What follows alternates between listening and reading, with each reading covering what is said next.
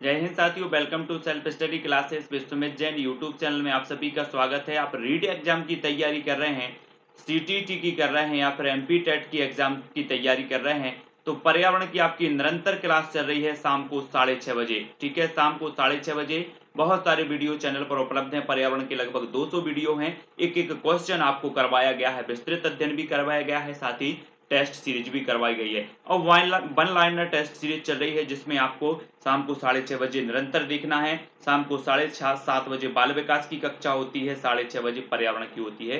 ये सभी कक्षाएं जरूर देखें। दोपहर 2:30 बजे भी एक कक्षा होती है, वो भी जरूर देखें। ठीक है, और चैनल पर बने रहें। वीडियो को लाइक भी करना है, चैनल को सब्सक्राइब करके बेल आइकन को दबाकर ऑल पर क्लिक करना है। ठीक है, तो स्टार्ट करते हैं दोस्तों आज का ये वीडियो। ठीक है, इससे पहले आप हमारे टेलीग्राम ग्रुप से जुड़ें। टेलीग्राम ग्रुप पे जुड़ने के लिए आपको टेलीग्राम ऐप डाउनलोड करना है, उसमें सर्च करना है IAS स्टडी ट्रिक और ज्वाइन हो जाना है। आप हमें फेसबुक पर भी फॉलो कर सकते हैं, इंस्टाग्राम पर भी फॉलो कर सकते हैं। फेसबुक पे आप सर्च करेंगे सुमित जैन, इंस्टाग्राम में Sumit Jain self study classes और व्हाट्सअप नंबर ये दिया है, तो कहीं भी कोई डाउट लगता है तो आप क्लियर कर सकते हैं। ठीक है, स्टार्ट होने वाला है आज का टेस्ट। सभी लोग तैयार हैं? आपका पहला प्रश्न है, विश्व पर्यावरण संरक्षण दिवस कब मनाया जाता है? यहां पर हमें बताना है विश्व पर्यावरण संरक्षण दिवस। अभी तक आपने पर्यावरण दिवस पढ़ा होगा, विश्व पर्यावरण दिवस, लेकिन विश्व पर्यावरण संरक्षण दिवस भी आपको पढ़ना है और इसका सही उत्तर क्या होगा? तब आपका बिल्कुल सही आंसर होगा 26 नवंबर। ठीक है, नेक्स्ट है, भारतीय वन्यजीव संस्थान स्थित है, कहाँ स्थित है? तब बिल्कुल सही आंसर होगा देहरादून में। ठीक है, भारतीय वन्यजीव संस्थान स्थित है देहरादून। नेक्स्ट है दोस्तों, ध्वनि प्रदूषण मापने की इकाई कौन सी है? प्रश्न क्रमांक 3। आपने एक क्वेश्चन और पढ़ा होगा, ग्रीन मफलर संबंधित है, तो ये ध्वनि प्रदूषण से संबंधित होता है, ग्रीन मफलर, है ना? ये क्वेश्चन आपने पढ़ा होगा। और ध्वनि प्रदूषण मापने की जो इकाई है, उस इकाई का नाम क्या है, उस इकाई को क्या कहा जाता है? जल्दी से कमेंट में लिखें और उत्तर बताएं। उत्तर होगा डेसिबल। ठीक है, अगला क्वेश्चन है दोस्तों, विश्व पर्यावरण दिवस 2019 का विषय क्या था, इसकी थीम क्या थी?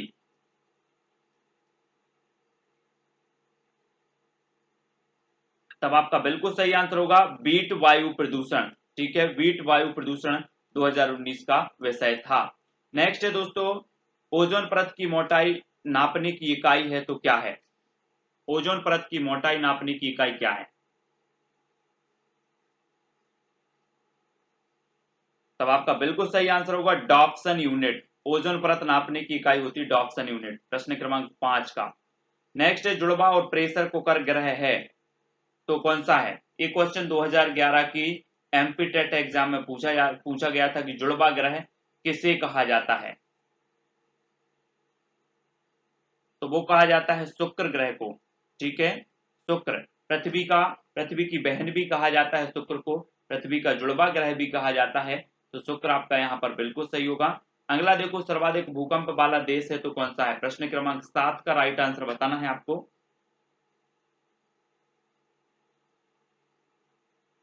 तो सर्वाधिक भूकंप वाला देश होता है दोस्तों जापान। ठीक है, जापान सर्वाधिक भूकंप वाला देश है। नेक्स्ट है, समुद्र में उठने वाली भूकंपीय लहरें क्या कहलाती हैं? प्रश्न क्रमांक 8 का उत्तर।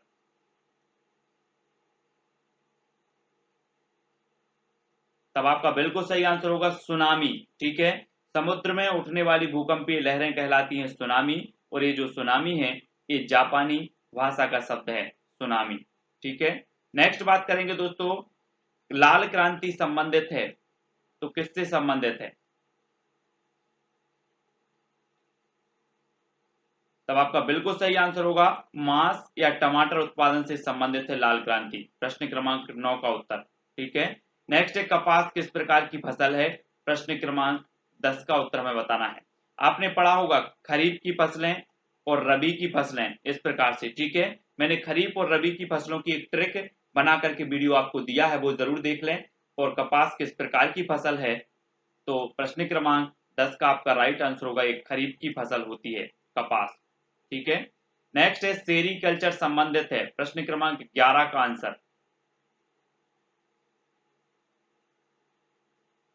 तब आपका बिल्कुल सही आंसर होगा रेशम उत्पादन से संबंधित है सेरीकल्चर। ठीक है, रेशम उत्पादन से संबंधित है। नेक्स्ट है दूध से दही बनने की प्रक्रिया को क्या कहते हैं, प्रश्न क्रमांक 12।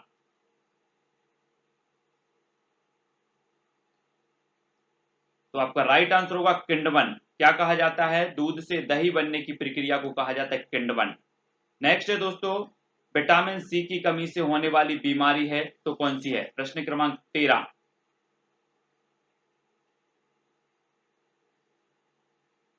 तब आपका बिल्कुल सही आंसर होगा स्कर्वी। विटामिन सी की कमी से होने वाली बीमारी कौन सी है, स्कर्वी।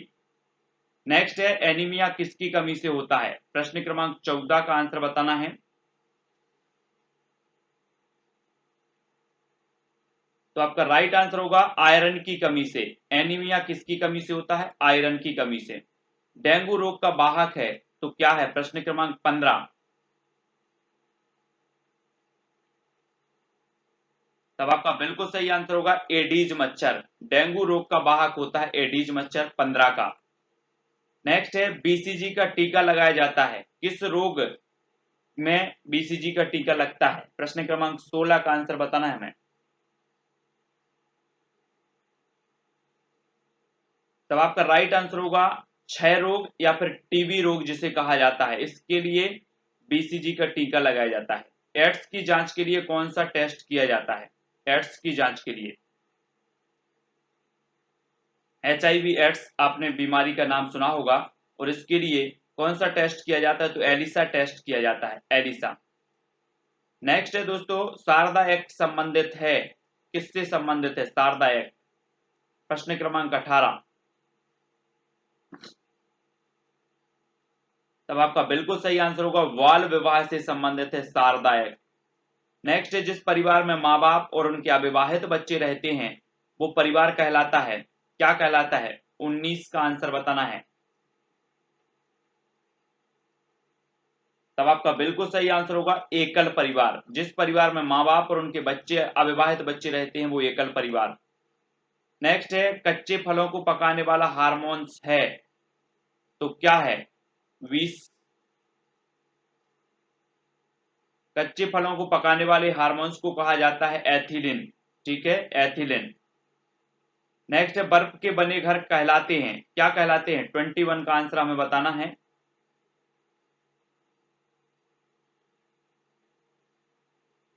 तो आपका राइट आंसर होगा इग्लू। बर्फ के बने घरों को कहते हैं इग्लू। भारत का सबसे ठंडा मरुस्थल है, 22 का उत्तर। भारत का सबसे ठंडा मरुस्थल कौन सा है,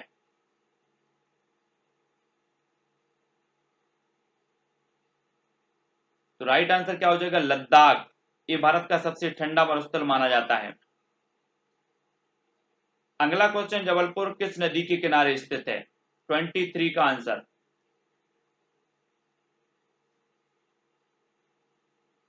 तब आपका बिल्कुल सही आंसर होगा नर्मदा नदी, ठीक है। नर्मदा नदी के बारे में बता दूं कि ये अमरकंटक से निकलती है, मध्य प्रदेश के अनूपपुर जिले में अमरकंटक से ये निकलती है, ठीक है। और ये मध्य प्रदेश में 1077 किलोमीटर बहती हुई, है ना, ये जो है खंबात की खाड़ी में गिरती है, खंबात की खाड़ी में। और गुजरात और मध्य प्रदेश की एक संयुक्त परियोजना है सरदार सरोवर, वो भी इसी नर्मदा नदी पर बनी है, ठीक है। और ये नर्मदा नदी जो है इसे मध्य प्रदेश की जीवन रेखा भी कहा जाता है, ये चीज भी याद रखनी है। अगला है चंद्रयान मिशन 1 कब भेजा गया, चंद्रयान मिशन 1 24 का आंसर।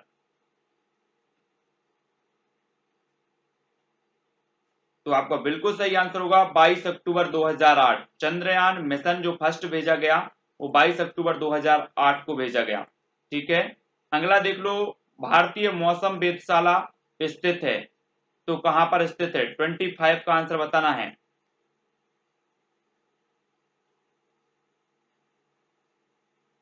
तब आपका बिल्कुल सही आंसर होगा पुणे में। भारतीय मौसम वेधशाला स्थित है पुणे में। और अगर मध्य प्रदेश की बात करें तो मध्य प्रदेश से एक क्वेश्चन आपको बताना है कि ऋतु वेधशाला कहां पर स्थित है, कमेंट में आप लोग बताएंगे, ठीक है। दोस्तों विश्व मलेरिया दिवस कब मनाया जाता है, प्रश्न क्रमांक 26 का आंसर। तब आपका बिल्कुल सही आंसर होगा 25 अप्रैल को विश्व मलेरिया दिवस मनाया जाता है, ठीक है। नेक्स्ट देख लो, नेक्स्ट प्रश्न है, पल्स पोलियो अभियान के ब्रांड एम्बेसडर कौन है? पल्स पोलियो अभियान के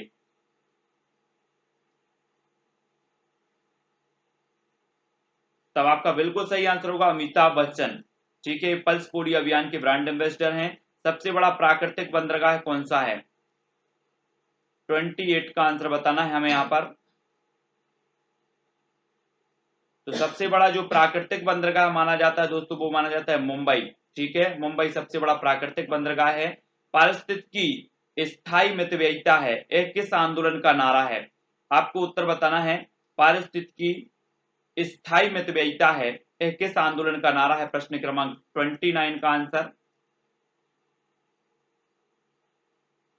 तो आपका बिल्कुल सही आंसर होगा चिपको आंदोलन का नारा है पारिस्थितिकी स्थायी मितव्ययिता है। ये याद रखना है, महत्वपूर्ण है। अगला देखो, ओजोन गैस वायुमंडल की किस परत में पाई जाती है? 30 का आंसर बताना है।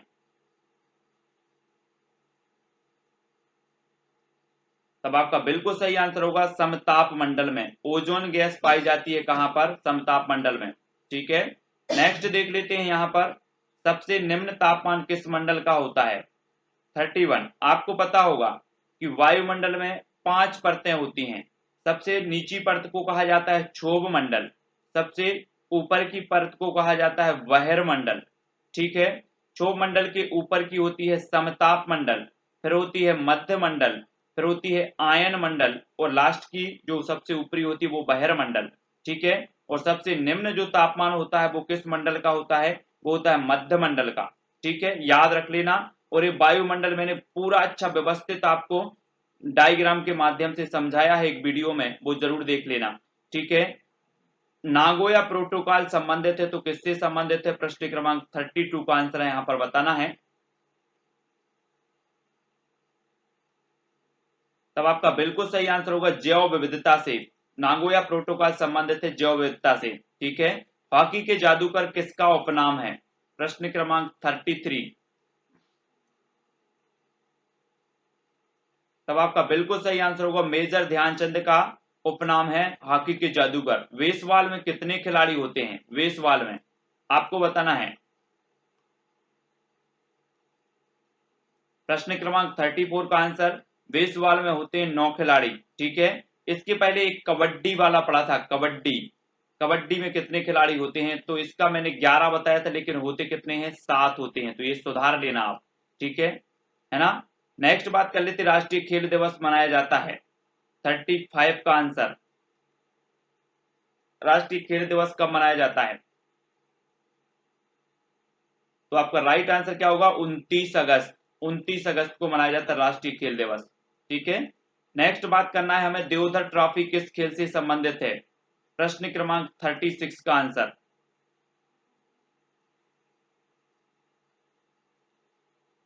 तब आपका बिल्कुल सही आंसर क्या हो जाएगा दोस्तों?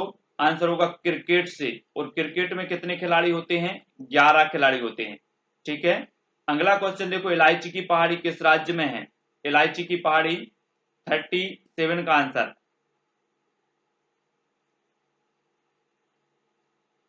तो राइट आंसर हो जाएगा केरल। ठीक है, केरल में क्या है? इलायची पहाड़ी है। और केरल में ही हमने पढ़ा था कि यहाँ पर शांत घाटी है, साइलेंट वैली। ठीक है, और साइलेंट वैली ये कहां पर है? केरल के पश्चिमी घाट। और पश्चिमी घाट जो है ये जैव विविधता के लिए जाना जाता है, जैव विविधता का हॉटस्पॉट क्षेत्र है पश्चिमी घाट। ठीक है, भारत का रूर कहा जाता है तो किसे कहा जाता है? प्रश्न क्रमांक 38।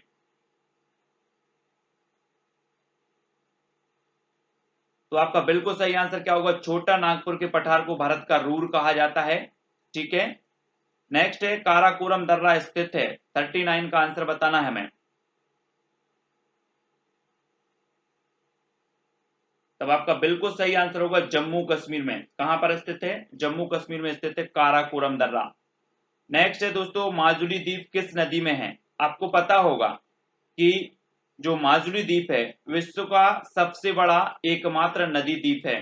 ठीक है, विश्व का सबसे बड़ा नदी द्वीप है। अगर ऐसा भी पूछा जाएगा कि विश्व का सबसे बड़ा नदी द्वीप कौन सा है, तब आपका उत्तर होगा माजुली द्वीप। और ये माजुली द्वीप किस नदी पर है? तो आपका उत्तर होगा ब्रह्मपुत्र नदी पर। ठीक है, ब्रह्मपुत्र नदी पर विश्व का सबसे बड़ा नदी द्वीप माजुली द्वीप स्थित है। ओडिशा का शोक किस नदी को कहा जाता है? प्रश्न क्रमांक 41 का आंसर बताना है। अभी तक आपने बंगाल का शोक पढ़ा होगा दामोदर नदी, बिहार का शोक पढ़ा होगा कोसी नदी, लेकिन अब आपको बताना है कि ओडिशा का शोक किस नदी को कहा जाता है। तब आपका बिल्कुल सही आंसर होगा महानदी। और एक चीज और याद रखनी है आपको कि जो महानदी है, इस महानदी पर उड़ीसा में हीराकुंड बांध बना हुआ है। अगर आपसे पूछा जाए कि हीराकुंड बांध किस नदी पर बना है या फिर कहां बना है, तो ये उड़ीसा में बना है, महानदी पर। ठीक है, नेक्स्ट है भूमध्य रेखा को 2 बार काटने वाली नदी कौन सी है। प्रश्न क्रमांक 42 का आंसर। तब आपका बिल्कुल सही आंसर क्या हो जाएगा, कांगो नदी। ये भूमध्य रेखा को 2 बार काटने वाली नदी है। और जब भूमध्य रेखा की बात आई है तो आपको पता होगा कि सर्वाधिक जैव विविधता पाई जाती है भूमध्य रेखीय क्षेत्र में। ठीक है, ध्रुवों की ओर जैसे जैसे ध्रुवों की ओर जाते हैं वैसे वैसे जैव विविधता घटती जाती है, और ध्रुवों से अगर भूमध्य रेखीय क्षेत्र की ओर आ जाते हैं तो जैव विविधता बढ़ती जाती है। ठीक है, अगला है लौंग एवं केसर पौधों के किस भाग से प्राप्त होता है। लौंग और केसर 43 का आंसर। तब आपका बिल्कुल सही आंसर क्या हो जाएगा, फूल से प्राप्त होती है। ठीक है, नेक्स्ट है दोस्तों, नेक्स्ट है आपका चमगादड़ स्तनधारी है क्योंकि वह, क्यों स्तनधारी, आपको पता होगा कि चमगादड़ स्तनधारी है, क्यों है स्तनधारी। तो आपको पता होगा बच्चे देती है। जितने भी जीव जंतु बच्चे देते हैं उन्हें स्तनधारी कहा जाता है। इसलिए जो चमगादड़ है वो क्या है, स्तनधारी है, क्योंकि ये बच्चे पैदा करती है। ठीक है, अगला क्वेश्चन है पौधों में जल का अधिग्रहण किसके द्वारा होता है। 45 का आंसर हमें यहाँ पर बताना है। पौधों को उत्पादक माना जाता है, यानी कि ये अपना भोजन स्वयं बनाते हैं। ठीक है, प्रकाश संश्लेषण प्रक्रिया के द्वारा, है ना। और प्रकाश संश्लेषण प्रक्रिया में क्या करती हैं, ये ऑक्सीजन को छोड़ते हैं और कार्बन डाइऑक्साइड को वातावरण से ग्रहण करते हैं। और ऑक्सीजन जो होती है पृथ्वी पर जीवों के लिए जीवनदायिनी गैस मानी जाती है।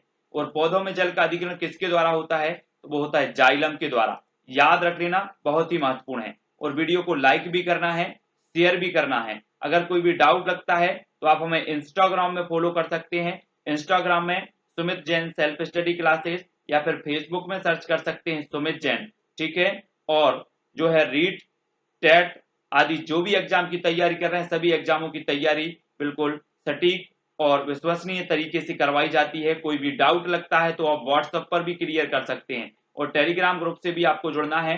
टेलीग्राम ग्रुप से जुड़ने के लिए आपको टेलीग्राम ऐप डाउनलोड करना है, उसमें सर्च करना है IAS स्टडी ट्रैक। ठीक है, और ज्वाइन हो जाना है। वीडियो को लाइक करके अपने मित्रों तक शेयर करें, व्हाट्सएप ग्रुपों में शेयर करें। आज के वीडियो के लिए बस इतना ही। जय हिंद।